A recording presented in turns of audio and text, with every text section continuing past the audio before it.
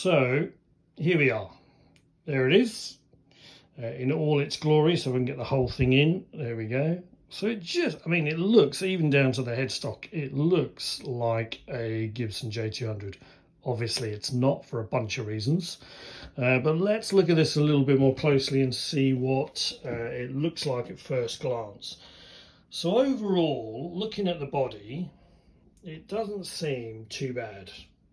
The body actually seems in pretty good condition. Certainly the top seems in really good condition, even compared to the other one. A few little marks on it, but you'd expect that after 50 years old. And someone's obviously put a sticker here at some point that you can see. Right, so as we go up, we can see the bridge.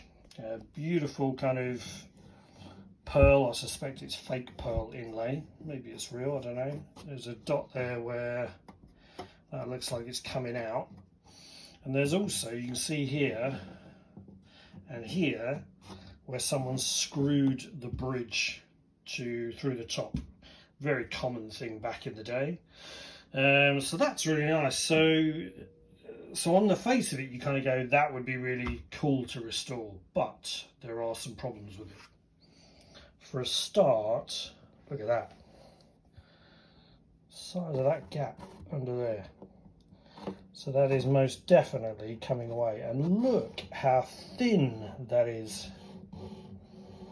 So somebody has sanded the living daylights out of this thing, I suspect, to get the action lower. And also you can see where somebody has done some work. I suspect they pulled the bridge off before, because this is a very common thing. So they take the bridge off, they sand the living daylights out of it, put it back on to try and reduce the action down. And what they do is they then tidy up the lacquer, and it's just awful, awful. So that's got to come off. So that's got to come off. Also, you can see just there, the saddle's cracked, and that's not even the right saddle. So that's our first disaster. What I'll also do is I'll change the pins while we've got it out. So to replace that, I have got this lovely piece of rosewood that I have bought that is just the right kind of dimension. And originally on a J200 this would have been a rosewood bridge, so I'm going to try to replicate an original bridge. Obviously if this had been the Moustache bridge, I would have been able to just buy one from an Epiphone or something like that and just put that on. But this is a rarer kind of Gibson style bridge, which I think is from the J200 Artist series, and I think they might have used them on the occasional J185. Maybe somebody can confirm that. But it's a really unusual bridge, and I really like it.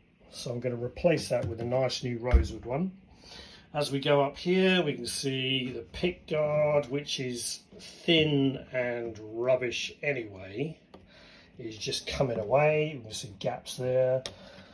So again, I'm going to take that off and I'm going to replace it with a more authentic J200 copy Pickguard. As we go up the neck, we start to look at the frets. They're filthy dirty, but actually on the whole, the frets are not too bad. Actually, there's not massive wear. So the frets and that look all right to me. What I do know is that the action is a mile high, and I've already checked this out. The neck is sitting in the wrong place, so I suspect this needs a neck reset. In fact, I'm 90% certain it needs a neck reset, which is why someone's done all this to the bridge. So that's that. In fact, you can see, I don't know whether you can see that there, you can see that looks to me like somebody, maybe I'll just turn this around, may have already had a go at doing this. Actually, I'm not sure. I don't think they have actually, because normally there would be a break here where they've had to take the neck off in two parts. So maybe they haven't done it. Maybe they've just tried to seal it or something. Anyway, it definitely needs a neck reset. But on the whole, the rest of it, if I kind of hold that up, the binding and everything looks really nice. There's no issues there. Nut looks like it's been replaced at some point. Hopefully that's a bone nut. Not sure, but we'll check that. So on the whole, not too bad. Oh, one other thing that I forgot to share with you. There's a crack there. So that is something I'm going to have to figure out and fix. Something's obviously punched into the middle of it, but it actually hasn't gone through very far. So I'm hoping what I'll be able to do is I'll be able to press that from the inside out, and I'll be able to then seal it and just fill it. It won't look perfect because of the nature of the crack. If you look at it, the wood, where the wood is split, it's going to be very hard. Let me see if we can get in there.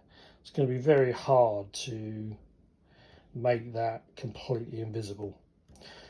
But what I'll do is I'll try and disguise it as much as possible. Okay. Other than that, the rest of it looks really nice. So on the whole, overall it's really good. Obviously got built-in electronics. I think someone's added those much later with this weird looking pickup, but I think I'm probably going to remove that and change it for something else. So there we go. Hondo guitar, another Hondo guitar that we're going to pull to pieces and restore. Enjoy.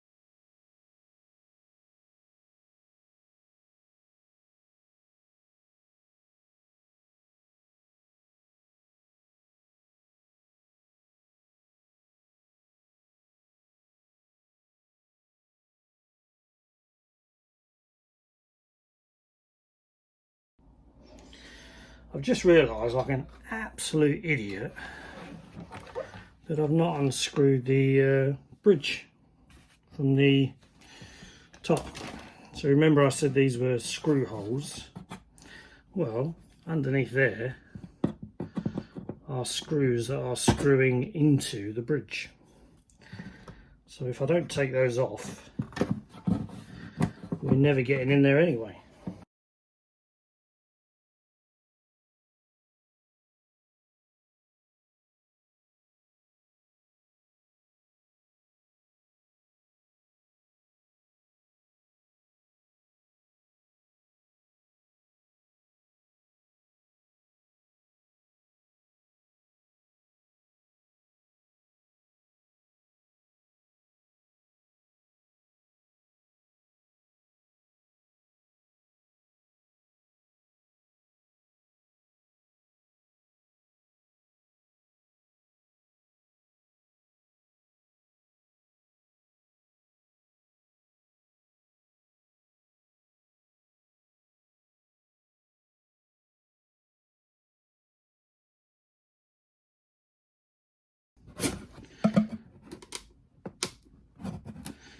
you know what, you're not going to believe it. I think this is a screw as well.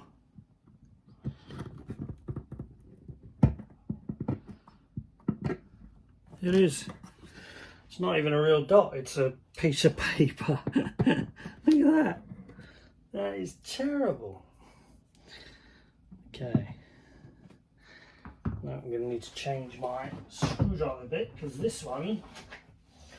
this screwdriver bit is now a flathead.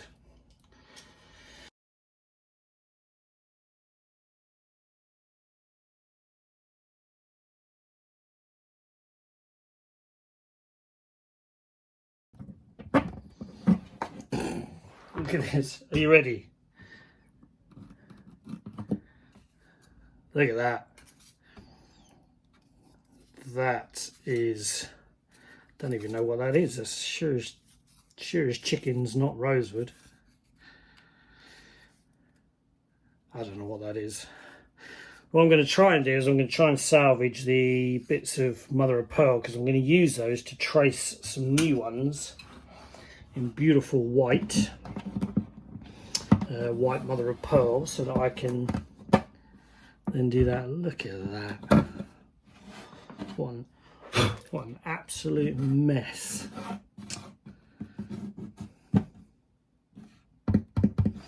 Crack the lacquer and everything there. Don't know what the hell this is.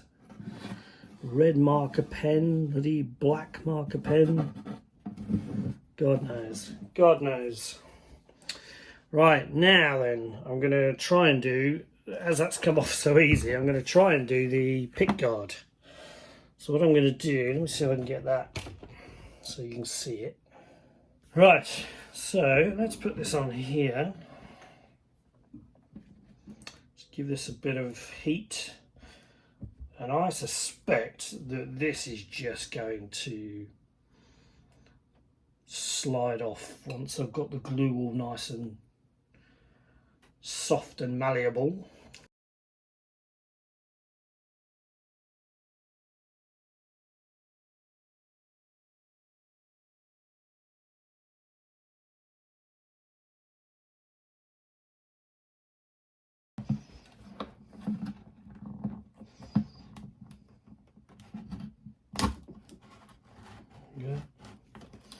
There we go. Last little bit, where is it? There it is. So that last little bit there. There we go. And this, I mean, this is just, I mean, you don't want it super thick, but that, I mean, that's proper rubbish. So we get rid of that as well. We have a load of sticky tape here to pull off.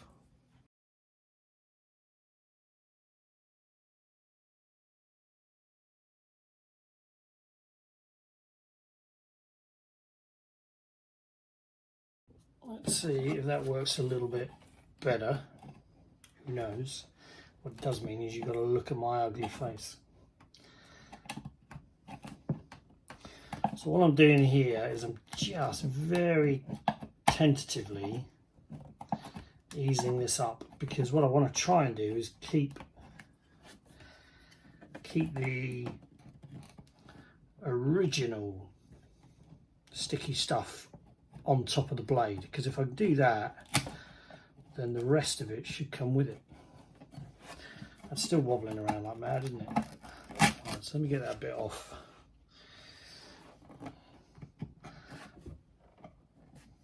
Got my arm in front of the camera now. This is not gonna work, is it? Try that one. No, my hands are in front of the camera now. Some days. Let me try a different way. We are back on wobbly vision, folks.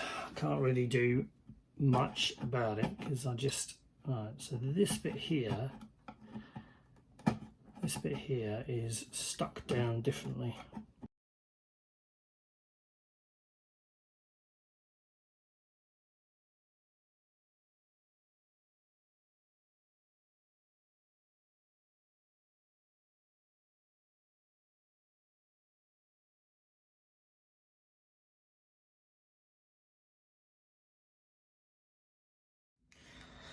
Okay, so you can see now we've got the pickguard off, and it came off with the technique of just trying to get underneath the old sticky back, whatever it was.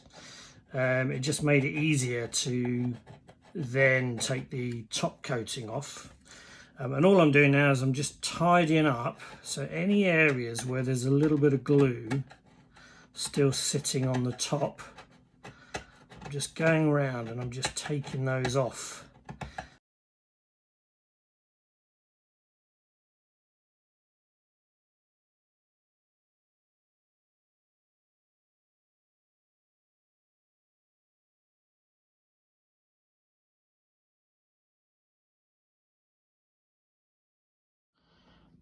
Okay, so there is the final kind of finished, kind of taking the pickguard off and cleaning it up. There are some tiny little marks you can see here where I've just gone into the lacquer, but I'll polish those up anyway before with some polishing compound anyway. So overall, I think that looks very, very acceptable, and it probably took about half an hour. This is off. I'm going to need to clean this up a bit because there's a little bit of tear out there where the previous work was done. And then I need to trace around the bridge on the rosewood to get ready for a new bridge. So I think what I'm going to do first of all, actually, if you remember, I don't know whether I'll show you this. I said the body was fairly flat, but what you'll see there is you will see that rocking, that's a belly on there.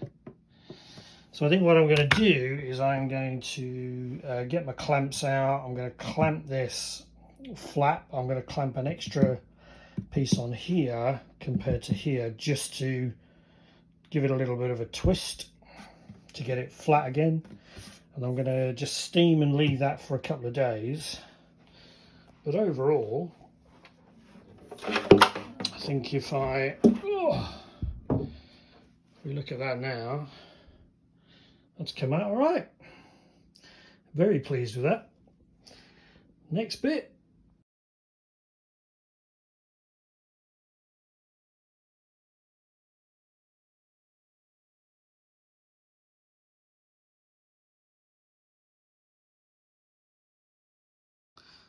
So straight away, that's already made a difference. Just tidying it up. Someone's obviously used a black marker pen here to mark out the bridge shape cutout, and it's just seeped everywhere. So I'm hoping that when I put my new bridge on, that will not show. But it feels to me like they have done, very typically, they have glued the bridge onto the lacquer. Yeah, that's all lacquer there. In fact, that's all lacquer. Okay, a bridge is never going to stay stuck if you stick it down to lacquer. It just won't, because it's too shiny, it's not got enough to kind of grip with. So all this needs to be taken off.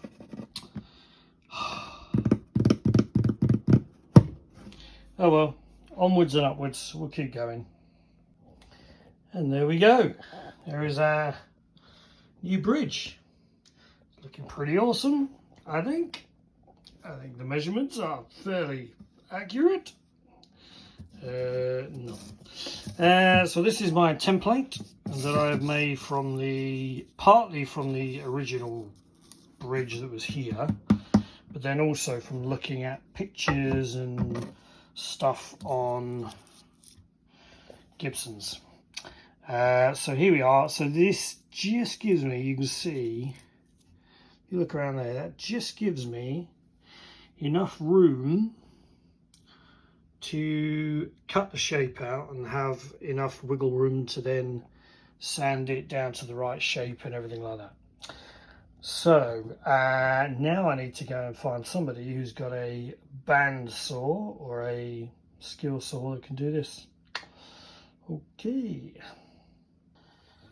Final job for this video bit and the day is I don't know whether you can see that clearly, but I've just transferred on the outline for the bridge template onto this piece of rosewood, and then I've just kind of coloured the lines in a little bit more just to make it obvious. So what I'm going to do is I'm going to find somebody who can just cut this out, leaving me an edge that I can then use my Dremel tool just to get it sort of fine-tuned, and then I'll have to sand it somehow to get it all nice and smooth and things like that. It's currently sitting at about a centimetre thick, which is way too thick, so we want it at about 7 millimeters.